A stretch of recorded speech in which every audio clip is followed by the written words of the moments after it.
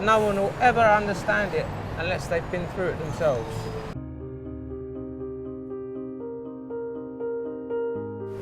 I've been vending, it's been about a year and a bit now. I've been vending on and off for 16 years. I'm a trainee. I've just started to learn. Yeah, I've vended since 1999.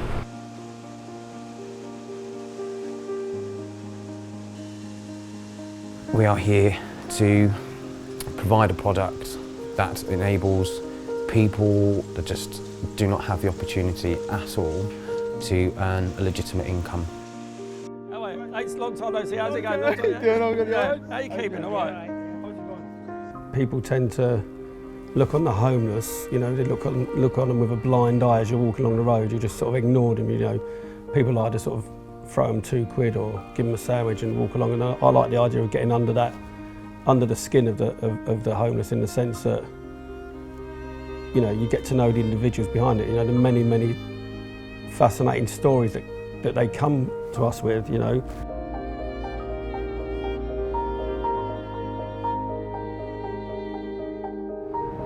The Big Issues workforce is so unique is because they're so chaotic. They're the most chaotic workforce literally known to man. We don't know, you know, we work to budgets, we work to sales targets, but we don't actually know if any of the vendors will turn up on a Monday or Tuesday or Wednesday, you know. And obviously a lot of them have got certain issues, you know, not just, you know, alcohol and drug issues. There's obviously the mental health issues that come with being homeless and rough sleeping. So what happened? How long were you in hospital for? 4 weeks. What was that, the liver or? Liver, I'd been taking, well, I don't take drugs, but I'd been drinking. I got pneumonia and pleurisy. Jesus. And then blood poisoning at the same time, so I mean, I was on drips for 3 solid weeks. What were you drinking though, just anything? Vodka, by the bottle. Yeah. It's amazing how much your body can take. I know you're someone who's been, See what it does to you. 2 bottles a day. Yeah, see what it does to you. How are you feeling now though? Yeah, fine. And I'll get back to my normal self, you know, it takes time. Are you drinking now? No, I haven't had a drink since I came out of the hospital. And how long ago was that? That's a month ago now. Yeah, I've been out a month. Yeah, so. Where are you staying? You got somewhere? No, I'm still on the street just now. I fell out with them at Connections. What they want to do is give you a ticket back home to Scotland. Yeah, they're doing it locally. I said if I wanted to go back home to Scotland, I'd go and buy my own ticket. I said, I don't need you to do it. I said, but I don't want to go back home to Scotland yet. I need to get myself sorted out again. By sending you home, they don't realise that they're actually sending you back to where the problem started anyway. Yeah, right. So people don't want to go back to their hometown because that's where the problems were. Yeah, well, that's it. But what can you say? You know, you've just got to let. I told them, I said, just forget it. I said, I'll stay in the bloody street. It was nice to see you again. Yeah, no, I ain't seen you for years. I remember Evans coming up that day and selling you the Big Issue down there. I still remember that. You had the wee Japanese fella with you that day. Oh, yeah. What happened? I can't remember that. Oh, I don't know, but he managed to sell you one. He got money off you. Yeah. It's not often. Oh, Christ. Bob would sell to anybody. Yeah. Should have given him the sausage sandwich. He needs it more.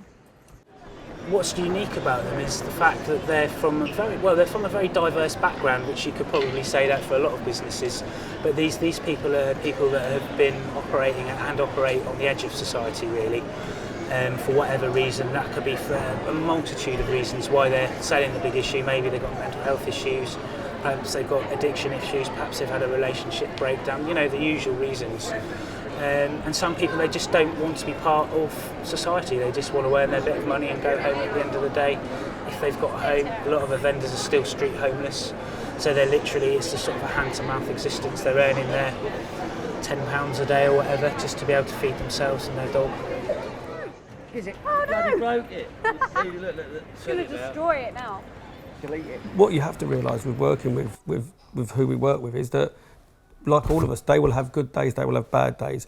Unfortunately, their bad days are 1,000 times worse than our bad days. I slept outside Covent Garden, someone nicked my training badge and took my 2 Big Issues off me. This is my life. This right here is what keeps me alive right now. And when someone takes that away from me, they're taking my life, they're taking my dignity, they're taking everything away from me. I actually feel like the Big Issue has really helped me and gave me a role in life and a role which is perfect for where I am in my life. I think that's what we are. We're that anchor, and we're that simple anchor because we work with anyone. We work with the most disadvantaged. We work with the other. We work with the guys that no other people work with in this country, and that's it. And yeah, but what comes with that, unfortunately, is the most chaotic workforce in the world.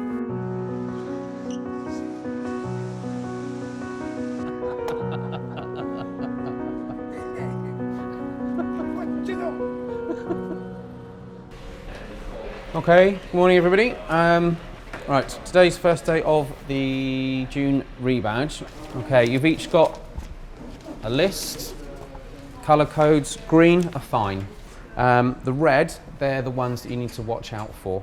So in the end column, in the comments, it says Vauxhall or suspended. So if they're part of that category that need to come for the one-to-one, then send them to Vauxhall, where we will make their badge once we've completed the one-to-one with them. The suspended vendors, obviously, to be suspended. We're actually doing a rebadge today. We do a rebadge every 4 months, which means the vendors get new badges. We check their tabards to make sure they've got the tabards that we've got them, and also it enables us to catch up with each vendor in person. So we check on their sales, we give them advice on selling if possible, and also make sure that they're up to date with all the new sort of rules we've got and the sales training. What's also happening today, which is a new thing, is we're actually going to be taking some badges off some of the vendors, because what we're finding is that there are a small minority of vendors that use us as a begging tool. So they hide behind the magazine, they don't hand it over, they'll say it's their last copy and they'll hang on to it. They'll go around restaurants, pubs, selling the same magazine over and over again.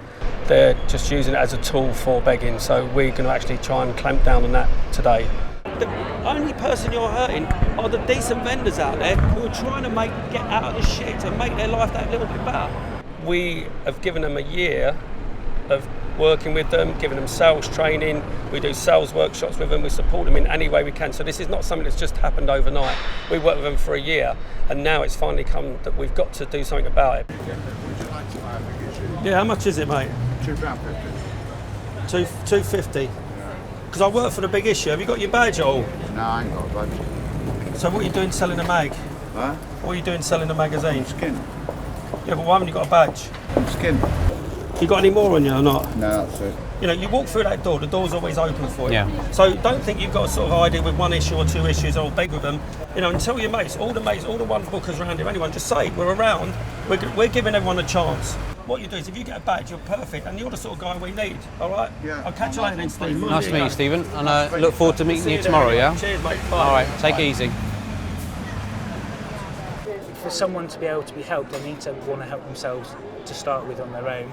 We are the only organisation that works within the homeless community that actually, say to them it's self-help. If you don't want to help yourself, then go and sling your hook. You know, we don't want you. You know, if you want to sell the magazine, if you want to earn a living, if you want to actually better yourself, then we're here for you. Well, once you're badged up and you're selling again, you can be working towards it. That's exactly my plan. Brilliant. Let's get this done then. Read through with me. As you would like to have access to a pitch with a high selling potential, you agree to pay the sum of £15 deposit. Yeah. Tabards will remain. Portugal beat Italy in the final. 2-0. 2 Ronaldo. Thank you very much. No problem, sir. Welcome back. Thank you, sir. Hope it goes well, man. Yeah, I'm going to work at it. Treat it as a job, isn't it? Yeah, good. It's your own business, man. I always say the big issue is either the last run on the ladder going down or the first run going up. So if you walk through that door and you want to go up, we're there for you. It is a self-help model. If a person comes in, they want to sell the magazine, we will actually help them out. We will bend over backwards. If you want to help yourself, we will do anything in our power to help you. But if you want to come through that door and you're expecting a free ride, you're not going to get it. You know, you've actually got to start putting, from the word go, you've got to put something in to the big issue. You put 100% in, we'll put 100% in as well. We will help you in any way we can. Some people used to think that we got these for nothing. They didn't believe that we bought them ourselves. And I used to have to say, excuse me, look, here's the front page, read that there. We need people to continue to buy the magazine from them, because that's the only way we're actually going to help them. We are the only organisation, one of the major, if not only organisations, that are there to help people help themselves. We don't give them freebies, we don't hand things out left, right and centre. We give them the tools and the support they need to become as best as possible self-sufficient, so they're earning their money legitimately by themselves and they're not relying on handouts. And that's a powerful tool, it really is.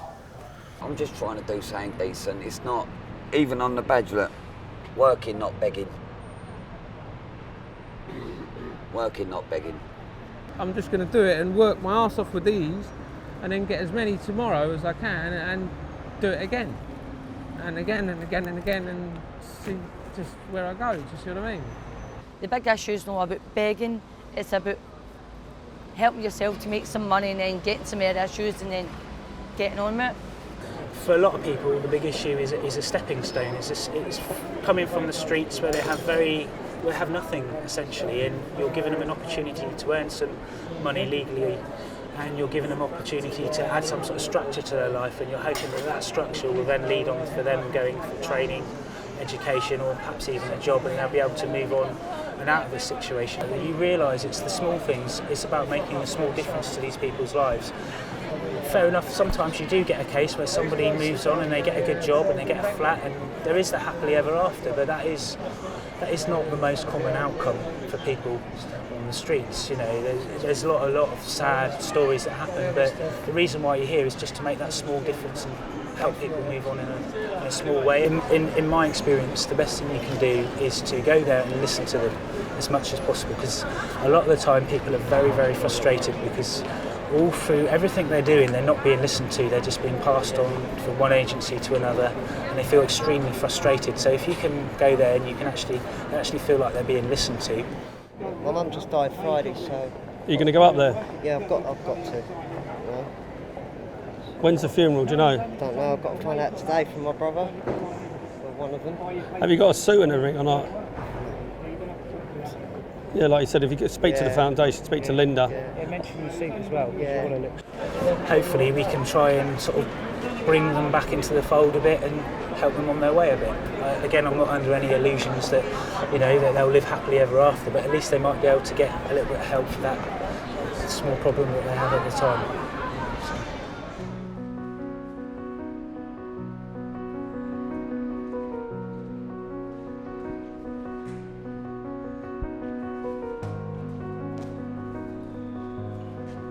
When you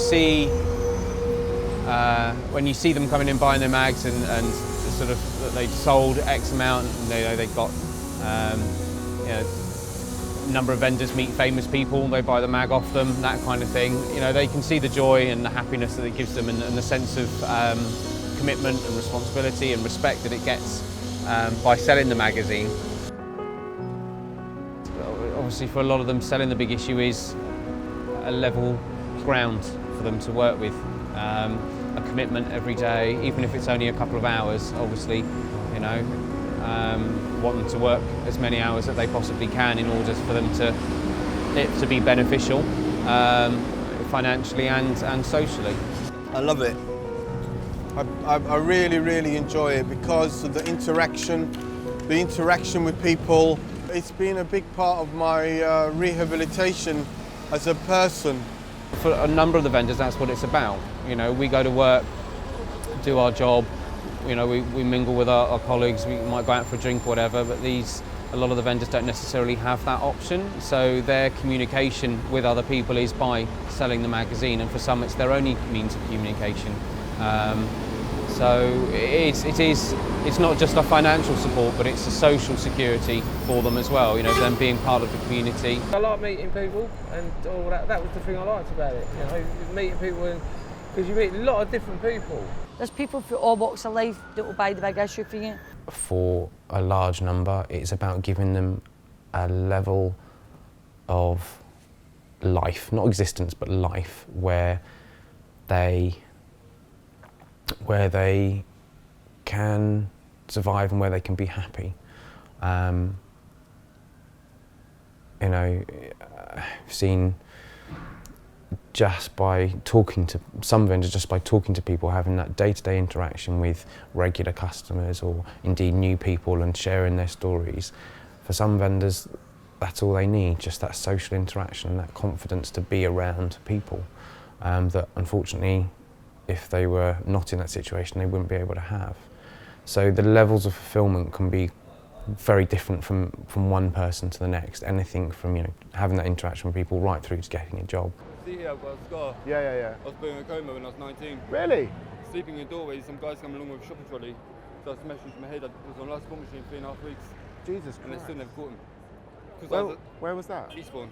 I went to Eastbourne to try and keep out of trouble out of London. Yeah, look what happens. Got killed. The public have to understand that selling that magazine, it might be the easiest transaction in the world, but it's actually the hardest thing to do. Because what you're actually doing, you're going to stand up there and you're saying, I'm in the shit, basically. I'm in the shit and I need to fucking sell this. And that is the hardest thing in the world. A lot of people, they want to melt in, they want to melt away from society and be invisible. So when you actually stand up and want to start to sell the big issue for the first time, you're actually becoming visible. And that is the hardest thing for them. And that's what we need to be there. We need to be there to help you become visible again.